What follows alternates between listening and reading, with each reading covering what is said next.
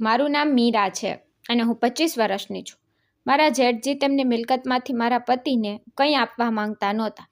કારણ એ હતું કે મારા પતિ તેમના સોતેલા ભાઈ હતા. મારા જેઠ એકમાત્ર 4 ફેક્ટરીઓના માલિક હતા, પરંતુ તેઓ મોટે ભાગે બીમાર રહેતા હતા. ડૉક્ટરે જણાવી દીધું હતું કે મારા જેઠના હૃદયમાં કોઈ સમસ્યા છે અને તે ગમે ત્યારે અમને છોડીને જતા રહેશે.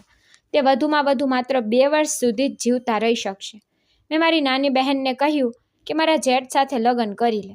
જ્યારે તે 2 વર્ષ પછી મૃત્યુ પામશે ત્યારે તેમની તમામ મિલકત તેમની પત્નીની હેસિયતથી તારી થઈ જશે અને પછી આપણે ખૂબ મજા કરીશું. મારી બહેને મારી વાત સ્વીકારી અને પછી મેં મારી બહેનના લગ્ન મારા જેઠ સાથે કરાવી દીધા. પણ એક દિવસ રાત્રે મારી બહેનના રૂમમાંથી ચીસોના અવાજો આવવા લાગ્યા. ત્યારે હું દોડીને મારા જેઠના રૂમમાં ગઈ તો એ જોઈને મારો જીવ નીકળી ગયો, કારણ કે મારા જેઠે તો હું એક ગરીબ પરિવારની છું. અમે 2 જ બહેનો છીએ. મારી બહેન પાયલ મારાથી 1 વર્ષ નાની હતી. અમારી બંને વચ્ચે ખૂબ જ પ્રેમ હતો. અમારું એકબીજા સાથે ખૂબ જ બનતું હતું. અમે એકબીજા વગર ખાવાનું પણ ખાતા નહોતા. અમારા માતા પિતાએ પણ અમારી દરેક ઈચ્છા પૂરી કરી હતી અને અમારી ખૂબ કાળજી રાખતા હતા. કુદરતે અમને બંને બહેનોને ખૂબ સુંદર બનાવી હતી. હું જ્યારે કોલેજમાં ભણતી હતી ત્યારે મારા માટે સંબંધોની લાંબી લાઈન લાગેલી રહેતી હતી. છોકરાઓ તો મારી સાથે વાત કરવા માટે મરતા હતા, પરંતુ હું કોઈને ભાવ નહોતી આપતી અને હું કોઈની સાથે વાત પણ નહોતી કરતી. તેનું કારણ એ હતું કે હું ખૂબ જ અમીર છોકરા સાથે લગ્ન કરવા માંગતી હતી. મારા સપના ખૂબ ઊંચા હતા, પરંતુ હું મારા સપના પૂરા કરવા માટે કોઈ ખોટો રસ્તો અપનાવવા માંગતી નહોતી. હું મારી મંજિલને યોગ્ય રીતે હાંસલ કરવા માંગતી હતી. મારા જીવનનું સૌથી મોટું સપનું હતું કે એક રાજકુમાર આવે અને મને લગ્ન કરીને લઈ જાય અને તે રાજકુમાર મારું જીવન શાંતિ અને ખુશીઓથી ભરી દે. આજે પણ મને દિવસ યાદ છે જ્યારે કોલેજમાં એક છોકરી સાથે મારી મિત્રતા થઈ હતી. તે છોકરી ખૂબ જ પૈસાદાર પરિવારની હતી, પરંતુ તે સુંદર નહોતી. તે મારી સુંદરતા જોઈને મારી મિત્ર બની ગઈ અને મેં પણ તેની સાથે મિત્રતા કરી લીધી હતી. તે મારી સાથે ઘણી વાતો કરતી હતી અને હવે હું વારંવાર તેના ઘરે આવતી જતી હતી. મારી તેના ઘરમાં તેના એક કઝિનથી મુલાકાત થઈ. તે ખૂબ જ પૈસાદાર અને સુંદર વ્યક્તિ હતો. મને જોઈને તેની નજર મારા ઉપર જ અટકી ગઈ હતી. થોડીવાર પછી તેને હોશ આવ્યો તો તેને મને પૂછ્યું કે તમે કોણ છો? મેં તમને આ ઘરમાં પહેલાં ક્યારેય જોયા નથી. ત્યારે મારી મિત્રએ તેને કહ્યું કે આ મીરા છે. તે મારી ખૂબ સારી મિત્ર છે. તે જતાં જતાં મારી સામે જોતો રહ્યો અને બોલ્યો, તમને મળીને ઘણો આનંદ થયો. રાત્રે જ તેનો મેસેજ આવી ગયો. તેણે કહ્યું કે તે મને ખૂબ પસંદ કરવા લાગ્યો છે. તે મારી સુંદરતાથી પ્રભાવિત થઈ ગયો હતો. મારે બીજું શું જોઈતું હતું? હું એ જ ઈચ્છતી હતી કે કોઈ પૈસાદાર છોકરો મારી સાથે લગ્ન કરી લે અને હું મારું બાકીનું જીવન બંગલા અને ગાડીઓમાં વિતાવું. મારી ઈચ્છા પૂરી થઈ રહી હતી. મારી ખુશીની કોઈ સીમા નહોતી. દિવસો તો જાણે પાંખો લગાવીને ઉડી રહ્યા હોય એવું લાગતું હતું. મારી ખુશીમાં તલ્લીન મેં મારી બહેનપણીના વર્તન પર પણ ધ્યાન આપ્યું નહીં. તે દિવસે ને દિવસે મારાથી દૂર થતી જઈ રહી હતી. તે મારી ખૂબ સારી મિત્ર હતી. હવે તેણે બીજા ઘણા મિત્રો બનાવી લીધા હતા અને મારી સાથે વાત પણ નહોતી કરતી. મેં તેના વિશે બહુ વિચાર્યું પણ નહોતું. પછી એક દિવસ હું કેન્ટીનમાં બેઠી હતી ત્યારે મારી ફ્રેન્ડ રીના મારી પાસે આવી. ત્યારે મારી સાથે એક છોકરી બેઠી હતી. રીનાએ મને કહ્યું કે મારે તારી સાથે એકલામાં વાત કરવી છે. હું ઊભી થઈને તેની સાથે અલગ થઈ ગઈ. તે આજે વધારે ગંભીર લાગી રહી હતી. તેણે મને કહ્યું, વાત કરવાનું તો મને સારું નથી લાગતું, પરંતુ શું કરું? મારે તને આ વાત જણાવવી પણ જરૂરી છે. મારી તારી સાથે ખૂબ જ સારી મિત્રતા રહી ચૂકી છે. મીરા, મેં સાચા દિલથી તારી તરફ મિત્રતાનો હાથ લંબાવ્યો હતો, કારણ કે તું મને ખૂબ જ વધારે સારી લાગી હતી. પણ પછી તે મારા કઝિન રાહુલની મિત્રતાનો હાથ પકડીને સારું નથી કર્યું. આ વખતે મેં આશ્ચર્યથી રીના સામે જોયું, કારણ કે રાહુલે કહ્યું હતું કે આપણી મિત્રતા વિશે કોઈને ખબર ના પડે. તો પછી રીનાને કેવી રીતે ખબર પડી ગઈ? તે હસતા હસતા કહેવા લાગી કે વધુ આશ્ચર્ય પામવાની જરૂર નથી. જે દિવસે તેણે તને પહેલીવાર મેસેજ કર્યો હતો તે દિવસે તેણે મને ચેલેન્જ આપી હતી કે તે તને ફસાવીને બતાવશે, પરંતુ મેં તેને વાતને ગંભીરતાથી લીધી ન હતી અને મેં તેને કહી દીધું હતું કે મીરા એવી છોકરી નથી. પરંતુ તે તો મને જ શરમમાં મુકાવી દીધી. તે તો તેને ખૂબ જ સારો રિસ્પોન્સ આપ્યો હતો. રાહુલ મારો મંગેતર છે. થોડા મહિના પછી અમારા લગ્ન થવાના છે, પરંતુ હું તેની આ ખરાબ હરકતોને કારણે તેને પસંદ નથી કરતી. મને લાગતું હતું કે મીરા, તું બીજા કરતાં અલગ છે, પરંતુ મારા બધા વિચાર ખોટા નીકળ્યા. તો પણ એક સામાન્ય છોકરી જેવી જ નીકળી, જે પુરુષોના સેજ વખાણ કરવા પર તેમના પ્રેમમાં આડી પડી જાય છે. રીના પોતાની વાત પૂરી કરીને જતી રહી હતી, પણ મને વિચારમાં નાખી દીધી હતી. બધા મારી મજાક ઉડાવતા હોય તેવું લાગતું હતું. એવું લાગતું હતું કે જાણે આખી દુનિયા મારા પર હસી રહી છે. ઘરે આવ્યા પછી જ્યારે મેં રાહુલને આ બધી વાતો વિશે જણાવ્યું, તો પહેલાં તેણે મને ના પાડવાની કોશિશ કરી, પણ પછી તેણે આ બધી વાતો સ્વીકારી લીધી હતી. અને પછી મેં તેને ખૂબ જ ખરું ખોટું સંભળાવ્યું અને તેને બ્લોક કરી દીધો. અને તે પછી મેં ક્યારેય તેની સાથે વાત ના કરી. આ મારા જીવનનો ખૂબ જ ખરાબ અનુભવ હતો, અને આ અનુભવમાં મેં એક ખૂબ મોટો સબક શીખ્યો હતો. એ પછી હું મારા અભ્યાસમાં લાગી ગઈ હતી. મને દુનિયામાં શું ચાલી રહ્યું છે તેની કોઈ જાણ નહોતી. મેં ખૂબ જ સારા માર્ક સાથે ગ્રેજ્યુએશન પાસ કર્યું હતું. હવે હું MSc કરી રહી હતી. એકવાર અમારી કોલેજમાં બહુ મોટું ફંક્શન થયું હતું, તો અહીંયા ખૂબ પૈસાદાર લોકો મહેમાન બનીને આવ્યા હતા. તેમાંથી એક વ્યક્તિ, જેનું નામ રોહન હતું, તે મારા પર પોતાનું દિલ હારી ગયો હતો. તેણે કોલેજના રેકોર્ડમાંથી મારું સરનામું અને ફોન નંબર મેળવ્યો હતો. રાત્રે જ મને તેનો ફોન આવી ગયો હતો. જ્યારે તેને મને પોતાનું કહ્યું, ત્યારે હું એક ક્ષણ માટે આશ્ચર્યચકિત થઈ ગઈ હતી, પણ મેં તરત જ પોતાની પર કાબૂ મેળવી લીધો હતો. તે મને પસંદ કરવા લાગ્યો હતો. તેને મારા પ્રત્યેનો પ્રેમ મારી સામે વ્યક્ત કર્યો હતો. આ બધી વાતો મારા માટે નવી નહોતી. હું એક ભયંકર અનુભવમાંથી પસાર થઈ હતી. મારું દિલ હજી સુધી એ આઘાતને પણ ભૂલી શક્યું નહોતું. એટલા માટે મેં તેની કોઈ પણ વાતનો કોઈ જવાબ ન આપ્યો અને ફોન બંધ કરી દીધો. તે પછી તે આખી રાત દર મિનિટે મને ફોન અને મેસેજ કરતો રહ્યો. આશ્ચર્યનો ઝાટકો મને ત્યારે લાગ્યો જ્યારે બીજા દિવસે તે તેનો સંબંધ લઈને આવી ગયો. મારા પરિવારજનો તો હેરાન હતા. આટલા મોટા લોકોને ક્યાં બેસાડવા? તેમણે મારા સંબંધ વિશે વાત કરી લીધી અને પરીક્ષા પછી લગ્નની તારીખ પણ નક્કી કરી નાખી. બધું એટલું અચાનક બન્યું હતું કે હું વિશ્વાસ જ નહોતી કરી શકતી. એ ઘરમાં માત્ર મારા થવાવાળા પતિ અને જેઠ હતા. મારી જેઠાણી આ દુનિયામાં નહોતી. મારી નણંદ ઇન્ડિયાની બહાર રહેતી હતી. એ ઘરમાં કોઈ સ્ત્રી નહોતી. લગ્નની બધી ખરીદી મેં જાતે જ કરી હતી. મારા ઘરે તેમનો ડ્રાઈવર આવી જતો હતો, તો હું ક્યારેક મારી બહેન પાયલ સાથે, તો ક્યારેક મમ્મી સાથે, તો ક્યારેક તેમની સાથે જઈને ખરીદી કરતી હતી. એટલા માટે મેં મારી ઈચ્છા અને પસંદગી પ્રમાણે બધી વસ્તુઓ લીધી હતી. અને પછી મારા લગ્નનો દિવસ પણ આવી ગયો. હું પોતાની કિસ્મતથી ખૂબ ખુશ હતી. જિંદગી ખૂબ જ સારી લાગી રહી હતી. મને વિશ્વાસ નહોતો થતો કે મેં જિંદગી વિશે જે વિચાર્યું હતું, જે મને જોઈતું હતું, તે બધું મને મળી ગયું હતું. હવે દરેક વસ્તુ મારી પાસે હતી. જ્યારે પણ મારા ઘરે આવતી ત્યારે તે મારી બધી વસ્તુને જ જોતી રહેતી અને મને કહેતી કે દીદી, તું કેટલી નસીબદાર છે. હું આ વાત ઉપર હસી પડતી. હું પાયલના પણ કોઈ આવા જ પૈસાદાર વ્યક્તિ સાથે લગ્ન કરવા માંગતી હતી, પરંતુ તે પાગલ ત્યાં જ નજીકના એક છોકરાને પસંદ કરતી હતી. બંને એકબીજા ઉપર જીવ આપતા હતા. મહેશ પાસે બહુ નાની એવી નોકરી હતી. હું કહેતી કે મહેશ તને શું આપી શકે છે? તે તો તારી કોઈ પણ જરૂરત પૂરી નથી કરી શકતો.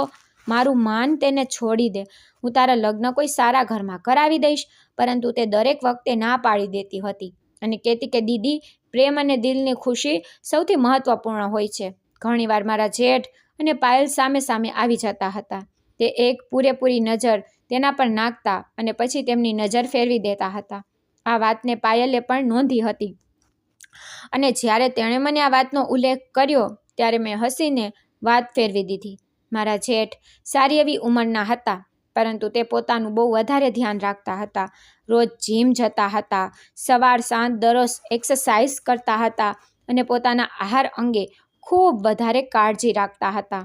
દેખાવમાં તે મારા પતિ કરતાં થોડા જ વર્ષ મોટા લાગતા હતા. મારા લગ્નને 3 વર્ષ થવાના હતા અને હવે હું એક બાળકની મા બની હતી. અમે બંને આ વાતથી ખૂબ વધારે ખુશ હતા. મારા પતિએ મને જણાવ્યું કે મારા જેઠનો હાર્ટનો પ્રોબ્લેમ છે અને તેમના હાર્ટ કામ કરવાનું બિલકુલ છોડી દીધું છે. આ સાંભળીને તો મારા પગ નીચેથી જમીન સરકી ગઈ. મારા પતિ ખૂબ વધારે દુઃખમાં હતા. તે પણ તેમના ભાઈને કારણે રડી રહ્યા હતા. મારા પ્રત્યે જેઠજીનું વર્તન પણ ખૂબ સારું હતું. તે મારું ખૂબ જ ધ્યાન રાખતા હતા. આ વાત સાંભળીને મને પણ બહુ મોટો ઝાટકો લાગ્યો હતો. પણ હવે શું થાય? મારા જેઠ પોતે જ ડૉક્ટર પાસે જતા હતા અને તેમણે પોતે જ કહ્યું કે તેમની પાસે જીવવાના 2 વર્ષ બાકી છે. મારા પતિએ કહ્યું કે ચાલો કોઈક વિદેશમાં જઈએ અને ત્યાં તમારી સારવાર કરાવીએ. પણ મારા જેઠે કાંઈ સાંભળ્યું નહીં. તેમણે કહ્યું કે જો મારું વધારે જીવન લખ્યું હશે તો મને કંઈ નહીં થાય. એક દિવસ મારા જેઠ વકીલને ઘરે બોલાવ્યા અને એક વસિયત લખાવી દીધી કે મારા મૃત્યુ પછી 4 ફેક્ટરીઓ કોઈ બીજાના નામે ટ્રાન્સફર કરી દેવામાં આવે, કારણ કે રોહન મારો સગો ભાઈ નથી. એટલા માટે હું તમામ મિલકત ગરીબોમાં વહેંચવા માંગુ છું. રોહનના નામે માત્ર આ બંગલો જ રહેશે. જેઠના આવા વસિયતનામાથી હું અને રોહન બંને પરેશાન થઈ ગયા હતા. તેમના મૃત્યુ પછી અમારી સ્થિતિ ખૂબ જ ખરાબ થવાની હતી. ત્યારે મારા મનમાં એક વિચાર આવ્યો કે હું મારી બહેન પાયલના લગ્ન મારા જેઠ સાથે કરાવી દઉં. 2 વર્ષની તો વાત છે.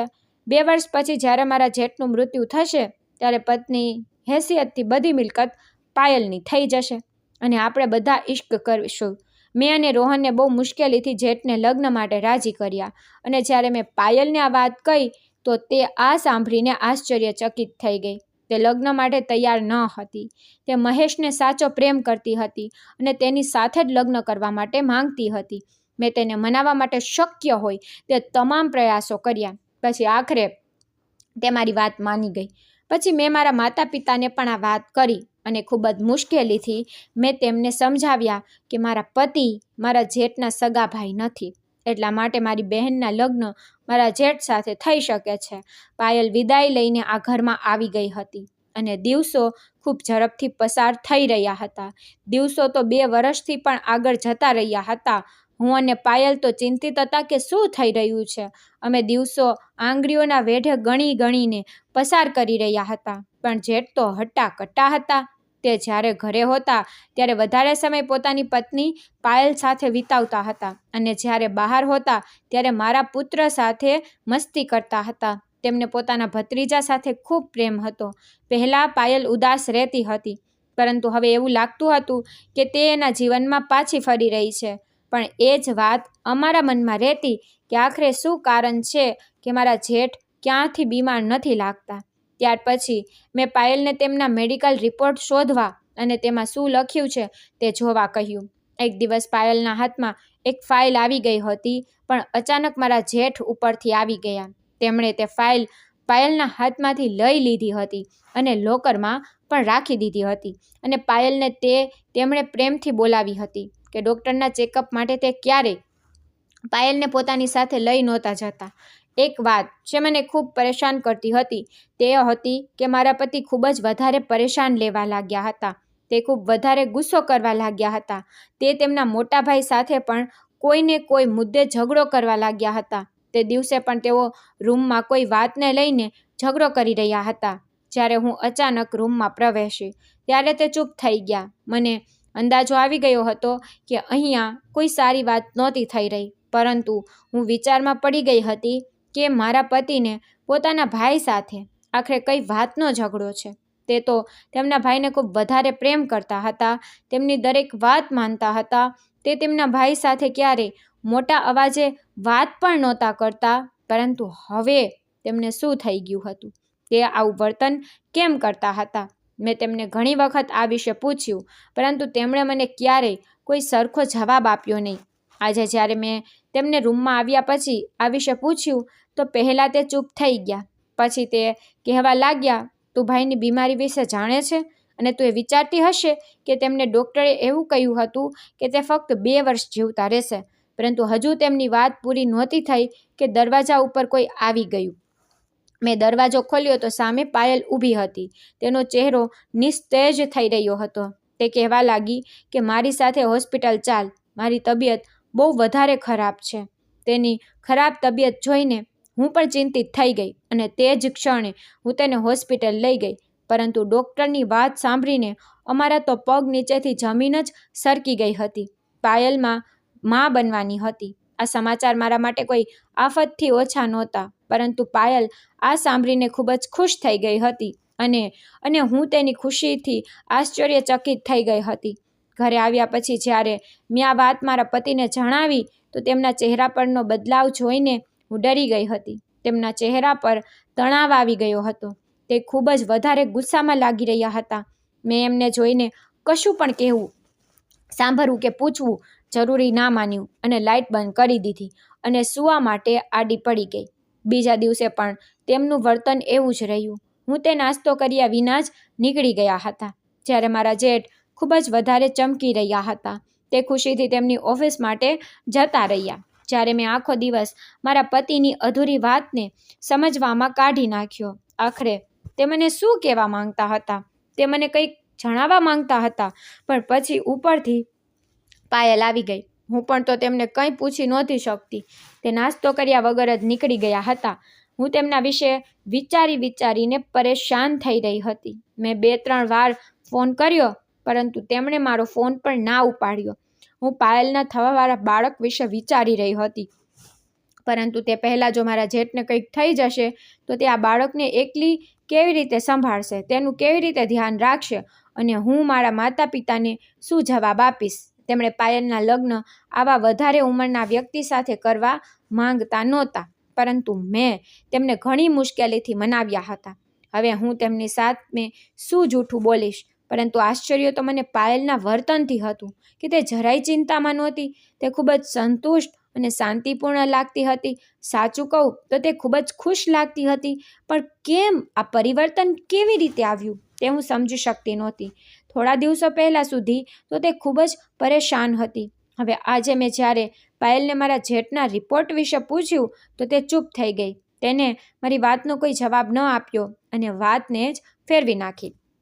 મને મારી બહેન પાયલ, મારા જેઠ અને મારા પતિનું વર્તન ખૂબ પરેશાન કરતું હતું. તેમના બદલાતા વર્તનથી હું ખૂબ જ પરેશાન હતી અને તેના વિશે વિચારીને હું પાગલ થવાની અણી પણ હતી, પરંતુ કોઈ મારા પ્રશ્નોના જવાબ આપવા તૈયાર જ ન હતું. આખરે અહીં ત્યાં શું ચાલી રહ્યું હતું જે હું સમજી નહોતી શકતી. કંઈક તો એવું હતું જે હું સમજી શકતી નહોતી, જે મારી સામે હતું પણ હું જોઈ શકતી નહોતી. હું આ રહસ્ય ખોલવા માટે ઉત્સુક હતી. આવનારા દિવસોએ મને વધુ આશ્ચર્યચકિત કરી દીધી હતી જ્યારે મારા પતિએ કહ્યું કે આપણે અહીંયાથી નવા ઘરમાં શિફ્ટ થઈ રહ્યા છીએ. આ ઘરમાં મને રહેવાનું મન નથી થતું. પણ આશ્ચર્યનો ઝાટકો તો મને ત્યારે લાગ્યો જ્યારે મને ખબર પડી કે પાયલ અને મારા જેઠ આ જ ઘરમાં રહેશે. ફક્ત અમે લોકો જ અહીંથી જઈ રહ્યા છીએ. અમે લોકો તેમનાથી અલગ થઈ રહ્યા છીએ. પણ શા માટે? કોઈ મને મારા પ્રશ્નોનો જવાબ આપવા તૈયાર જ નહોતું. આશ્ચર્ય તો મને પાયલને જોઈને થતું હતું. તેણે તેનું મગજ તો જાણે ગીરવી મૂકી દીધું હતું. મને ખબર નહોતી કે મારા પતિ અને તેમના ભાઈ વચ્ચે શું વાત થઈ છે. થોડા દિવસો પછી અમે ત્યાંથી નીકળી ગયા હતા. નવું ઘર પહેલાં ઘર કરતાં થોડું નાનું હતું, પણ આ ખૂબ જ સારી રીતે બનાવવામાં આવ્યું હતું અને આ પણ મારા સપનાના મહેલ જેવું જ હતું. અમને અહીં આવ્યાને ઘણો સમય થઈ ગયો હતો. ન તો અમે પાયલ અને મારા જેઠને મળવા ગયા અને ન તો તે લોકો અહીં ત્યાં આવ્યા. મેં જ્યારે મારા પતિને આ વિશે પૂછ્યું ત્યારે તેમણે મને આ વિશે પૂછવાની પણ સખ્ત મનાઈ કરી દીધી. હું આખો દિવસ વિચારતી રહેતી અને મૂંઝવણમાં રહેતી હતી. આજના દિવસે મારા પતિનો મૂડ થોડો સારો હતો, એટલા માટે મેં વિચાર્યું કે આજે હું તેમની સાથે આ વિશે વાત કરું. મેં તેમને પૂછ્યું, તે દિવસે તમે શું કહી રહ્યા હતા જ્યારે મારે પાયલ સાથે તે દિવસે હોસ્પિટલ જવું પડ્યું હતું? મારી વાત સાંભળીને તે ચૂપ થઈ ગયા અને બોલ્યા, આખરે હું ક્યાં સુધી આ વાત તારાથી છુપાવીને રાખીશ? આજે જણાવી જ દઉં છું. પહેલી વાત તો એ છે કે હું તેમનો સગો ભાઈ નથી અને બીજી વાત એ છે કે મારી ભાભીનું અવસાન 5 વર્ષ પહેલાં થયું હતું. મારા ભાઈ ફરીથી લગ્ન કરવા માંગતા હતા, પણ મને શરમ આવતી હતી કે લોકો શું કહેશે કે તેના મોટા ભાઈએ આ ઉંમરે લગ્ન કરી લીધા. એટલા માટે મેં તેમના લગ્ન કરવા ના દીધા અને પછી મેં તારી સાથે લગ્ન કરી લીધા અને મારા જીવનમાં સંતુષ્ટ થઈ ગયો. ત્યારબાદ જ્યારે મને ખબર પડી કે મારા ભાઈને હાર્ટ પ્રોબ્લેમ છે અને તે થોડા જ દિવસ સુધી જીવી શકશે, ત્યારે હું ખૂબ જ પરેશાન થઈ ગયો હતો. પણ મને એ જાણીને આઘાત લાગ્યો કે તે પોતાની મિલકત ગરીબોને ટ્રાન્સફર કરવા જઈ રહ્યા છે, ત્યારે આપણે મિલકતના લોભમાં મારા ભાઈના બીજા લગ્ન કરાવી દીધા. પછી એક દિવસ હું મારા ભાઈના ડૉક્ટરને મળ્યો, ત્યારે તેમણે મને કહ્યું કે તારો ભાઈ તો બિલકુલ ઠીક છે, બસ તેને થોડો દુખાવો થયો હતો, જેના માટે મેં તેને દવા આપી દીધી છે. અને જ્યારે મેં મારા ભાઈને પૂછ્યું તો તેમણે કહ્યું કે આ બધું જૂઠું હતું, અને તેમણે એટલા માટે કહ્યું હતું કારણ કે તે બીજા લગ્ન કરવા માંગતા હતા, એટલે તેમણે આ બધો પ્લાન બનાવ્યો. મારું મોં આશ્ચર્યથી ખુલ્લું જ રહી ગયું, અને તેથી જ હું તેમનાથી નારાજ છું અને તેમને છોડીને અહીંયા આવતો રહ્યો છું. આ સાંભળીને મેં કહ્યું કે તમારે આવું ન કરવું જોઈતું હતું. તેમણે જે કર્યું તે પાપ કરવાના કારણે કર્યું. મેં કહ્યું કે તમારા મનમાંથી તેમના પ્રત્યેની નફરત કાઢી નાખો. મારી બહેન પાયલ હવે મારા જેઠ સાથે તેનું જીવન વિતાવવા માંગતી હતી. બીજા દિવસે અમે લોકો તેમને મળવા માટે આવ્યા અને તે લોકો અમને જોઈને ખૂબ જ ખુશ થયા. પાયલને ખુશ અને શાંત જોઈને મને એ સમજવામાં વાર નહોતી લાગી કે તે વાસ્તવિકતા જાણતી હતી અને તેણે તે વાસ્તવિકતાને અપનાવી.